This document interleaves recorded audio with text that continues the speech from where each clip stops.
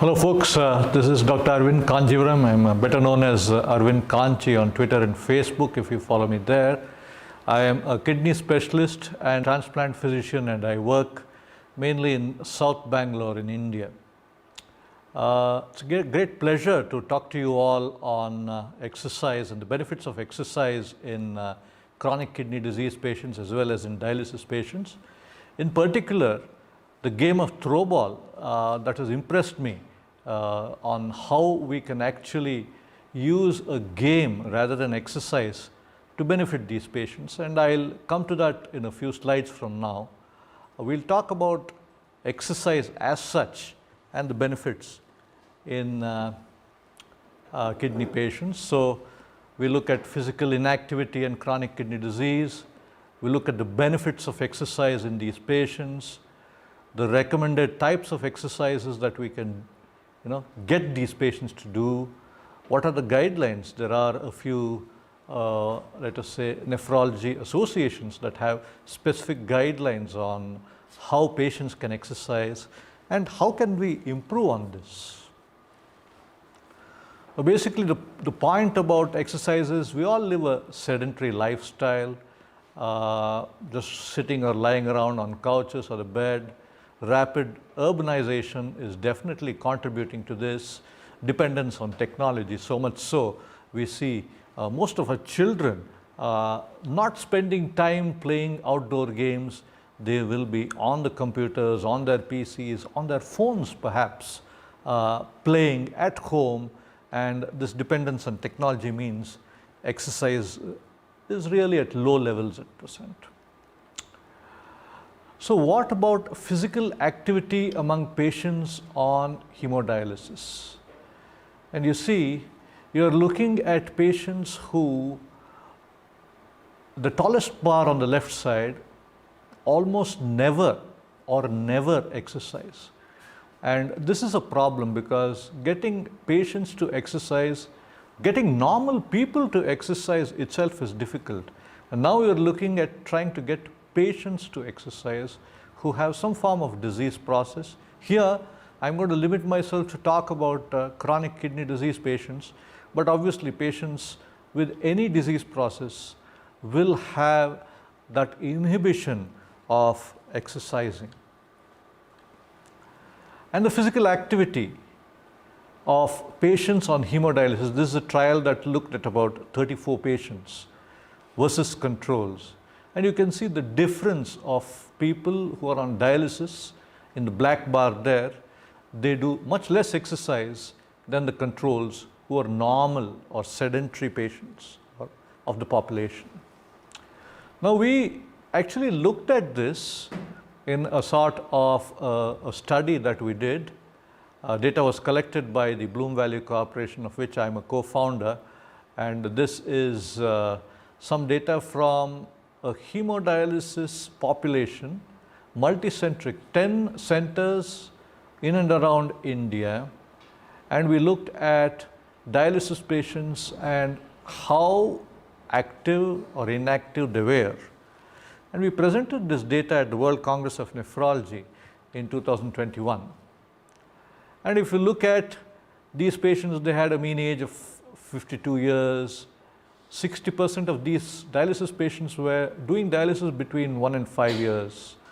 51% of them were on 3 times a week dialysis, and 79% of them were unemployed.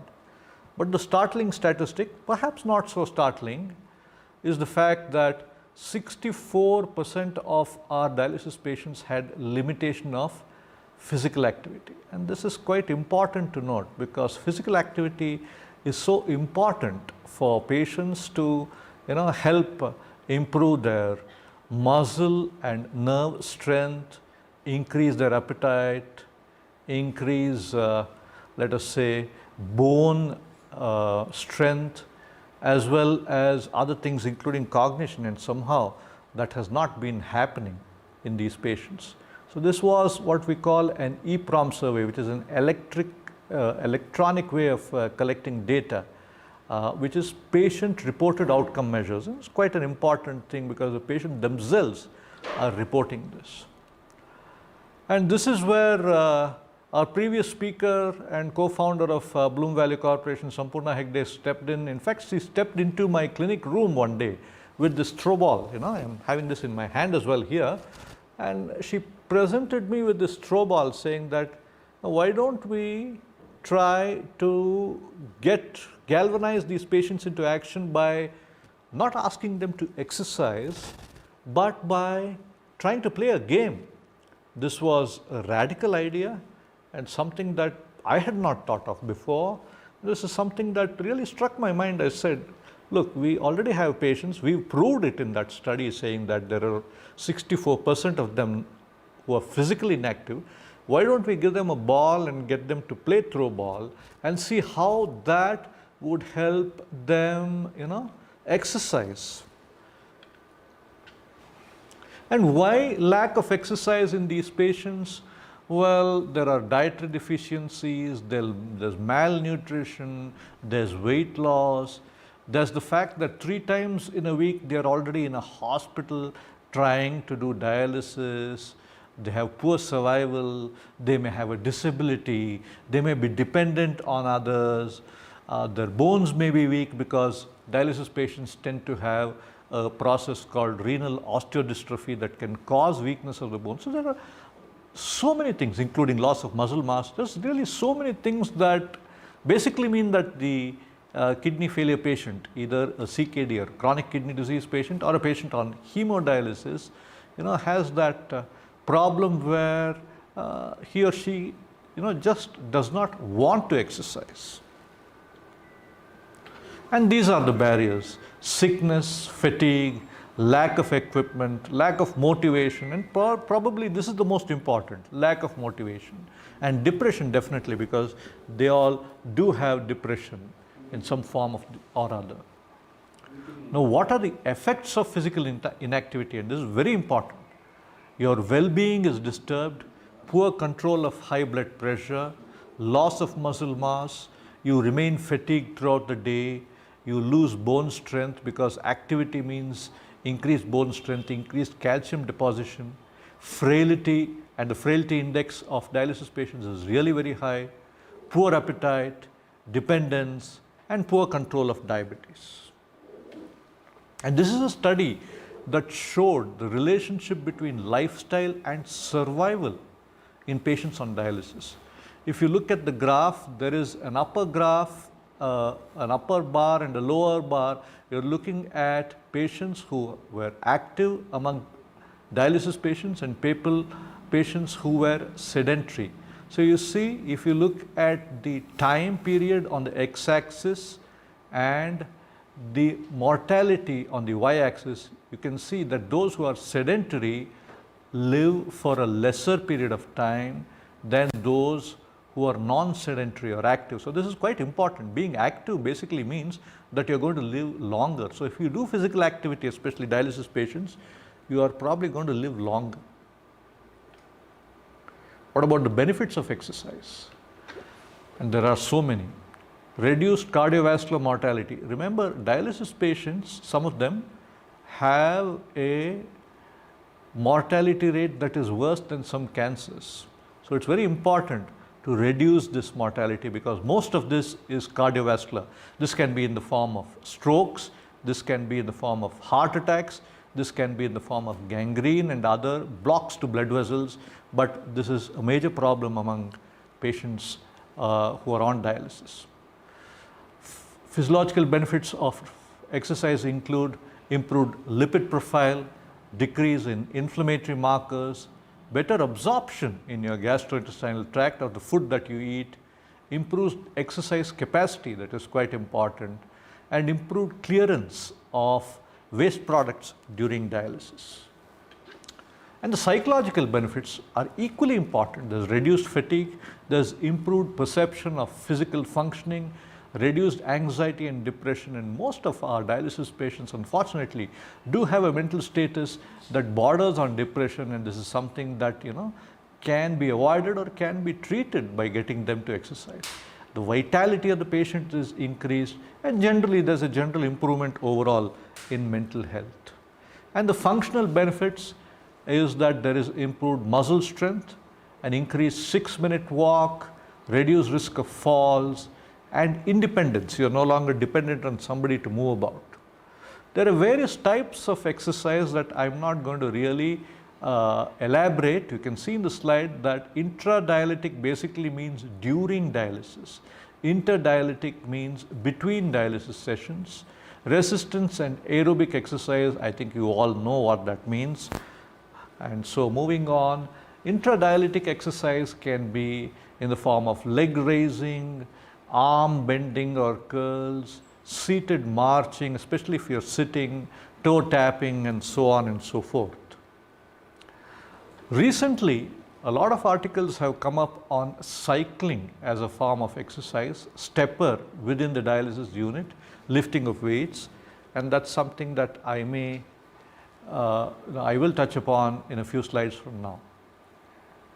Now, what are the advantages of intradialytic exercise? This is basically doing an exercise during dialysis.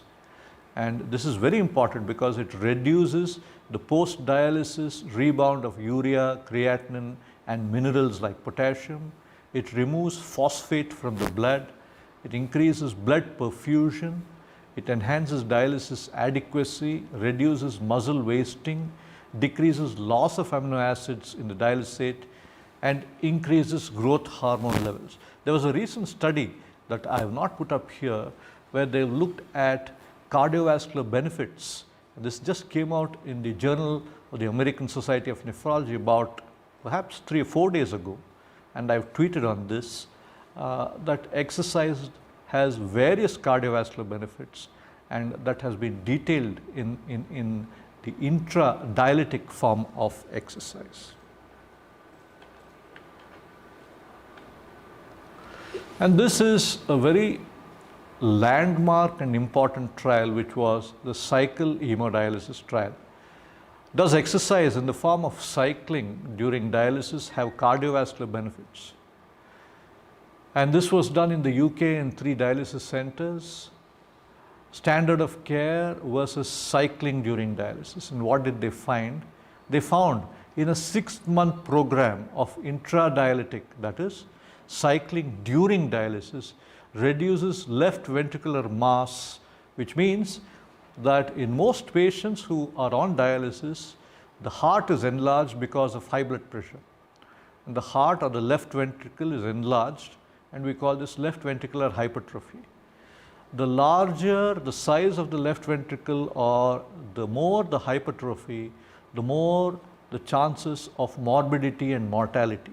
Heart failure, admissions to hospital, cardiac attacks in the form of heart attacks are also common in this population. And therefore, if you are able to reduce left ventricular mass, you are also able to reduce mortality or death due to cardiovascular disease. They also said that cycling is safe, deliverable, and well tolerated. This is quite important because suppose your dialysis patient is a heart patient, you get him to exercise, and during exercise, because he or she has a heart problem, the exercise can precipitate problems inside a patient.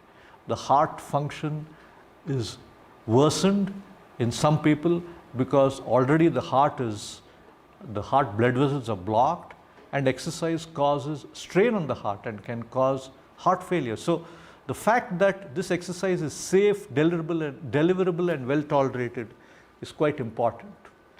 And so what we did, what Sampurna Hegde and her entire team of the International Throwball Federation here in Bangalore did, was equip patients with throwballs. As you can see here, these are 3 different patients. One of them is actually, using the throwball to bounce off the floor in the dialysis unit itself. You can see dialysis machines behind there. A couple of them are using the wall to bounce the throwball off the walls in their homes and so on. And this is quite an interesting thing. And all this happened during COVID, during the second wave of COVID. This was sometime in March, April, May of 2021, where the second wave of COVID was pretty rampant in Bangalore. And so therefore, you had these patients at home who were getting instructions on how to use the Throwball from the Throwball coaches of the Throwball Federation here in Bangalore, and that was quite unique. So it was basically online coaching that the coaches here, and these coaches are really tremendous. They spent time with the patient online, taught them how to play this Throwball, and looking at that Throwball activity and how that improved the patients. And at a World Kidney Day function at one of the hospitals that I work in, we distributed these Throwballs among 15 to 20 of our dialysis patients who were there in the hospital in this program, and encouraged them to play Throwball and see how that would actually help them. Many of the patients came back to us with a good word on how Throwball has helped them, on how it increased their mobility and agility.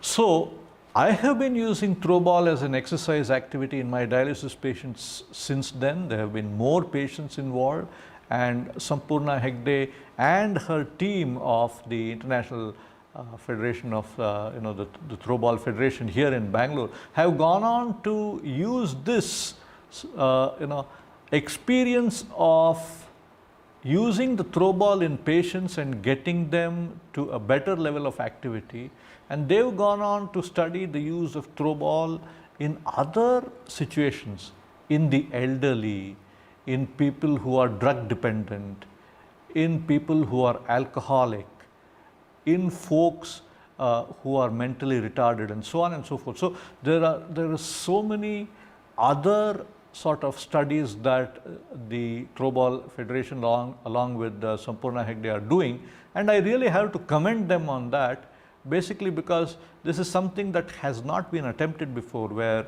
you're trying to do a game-based activity in patients, and you're always a bit worried about patients having a fall, getting into complications while playing a game, but they have been tremendous in their enthusiasm in trying to get these patients to play while keeping the environment safe for these patients.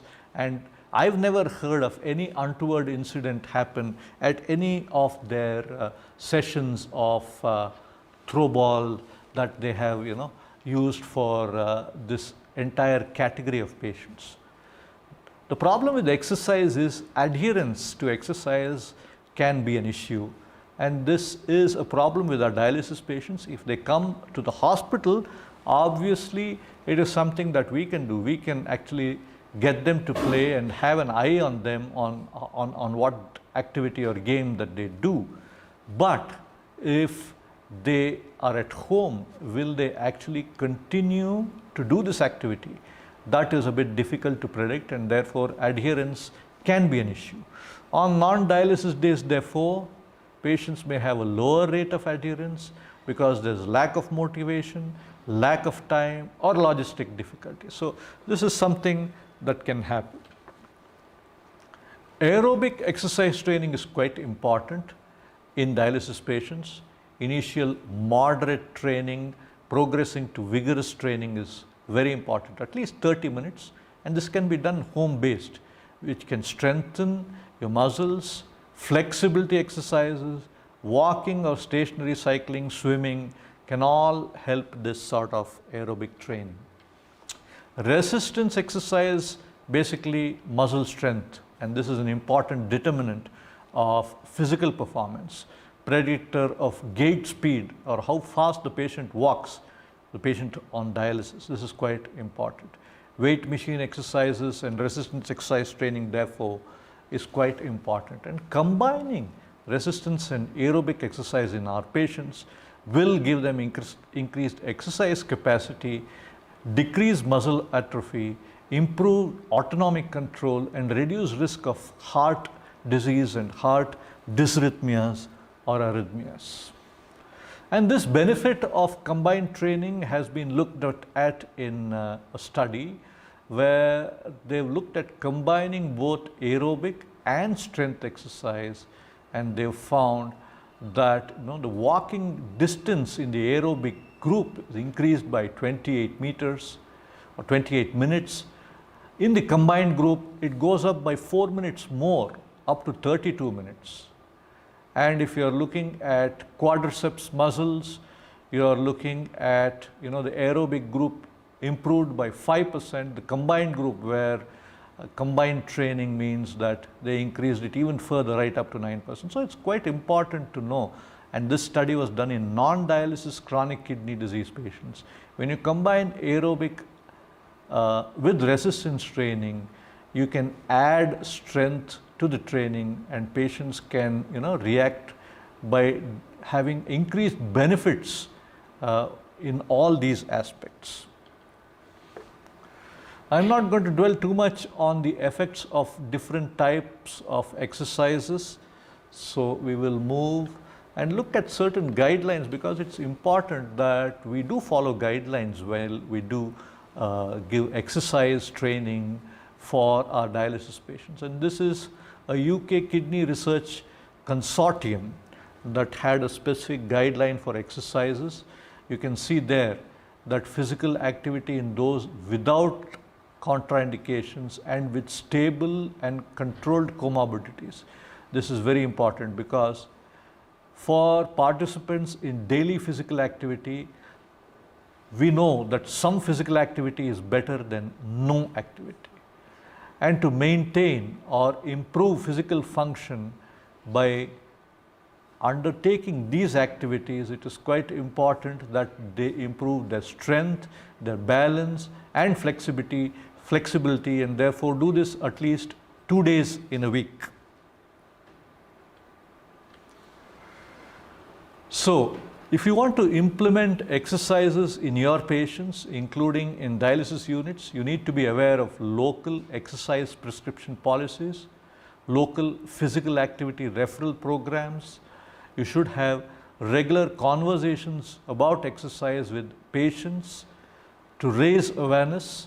In fact, we were supposed to have a discussion with one of the patients, one of my patients, who was using Throwball at home, and he had called me about a couple of days ago saying that he was very fit and getting to walk a bit more. Madhav is his name, and is he coming on next? If he is not, should I continue for the next 5 to 10 minutes, which is what I will do.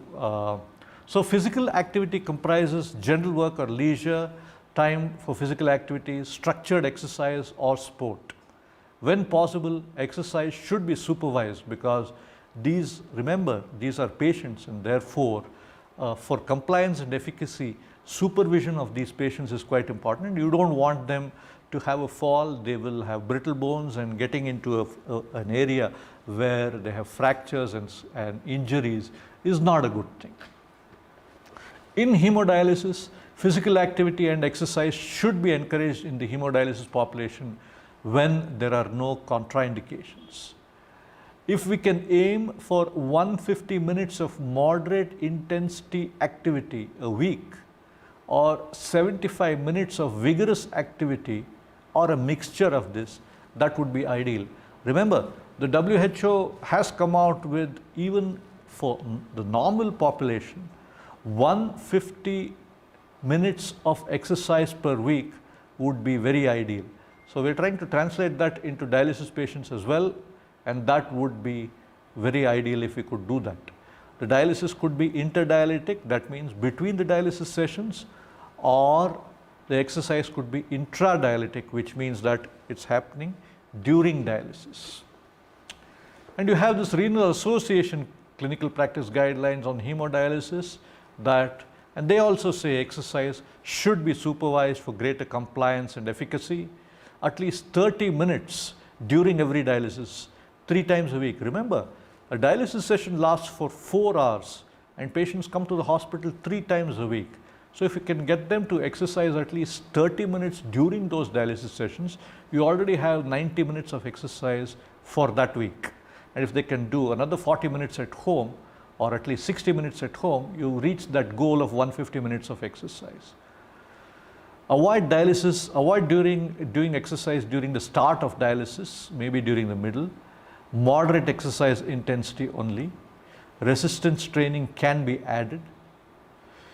encouraged to complete additional exercise on non-dialysis days, and this is some motivation for the patients. If we can do that, that would be ideal. Avoid exercise. This is quite important. You can't just ask every patient to go on to exercise, especially if he or she is less than 3 months on dialysis and just getting to know how dialysis is and how it works for their bodies. Be careful. If there is perceived physical or psychological barriers, you would want to avoid it. If you have unstable ischemia, especially heart failure, uncontrolled rhythm problems in the heart, severe aortic stenosis, which is a valve stenosis that many of the dialysis patients can have, cardiomyopathy, which is muscle weakness of the heart, severe pulmonary artery hypertension, which is a right-sided increase in pulmonary artery pressures, which is present in more than 50% of our dialysis patients. Resting systolic blood pressure of more than 200, you wouldn't want them to exercise. If the diastolic BP is greater than 110, if they have symptomatic high BP or hypo, low blood pressure, you wouldn't want them to exercise. So be careful about which patients you want them to exercise. Peritoneal dialysis is another form of dialysis where it is done through the abdominal area, and even these patients have taken to exercise, and this is a study from the USA. Is an exercise program feasible for PD or peritoneal dialysis patients? And they've found that yes, it is, and a structured program can be done, and these are the percentages that they've looked at in these patients.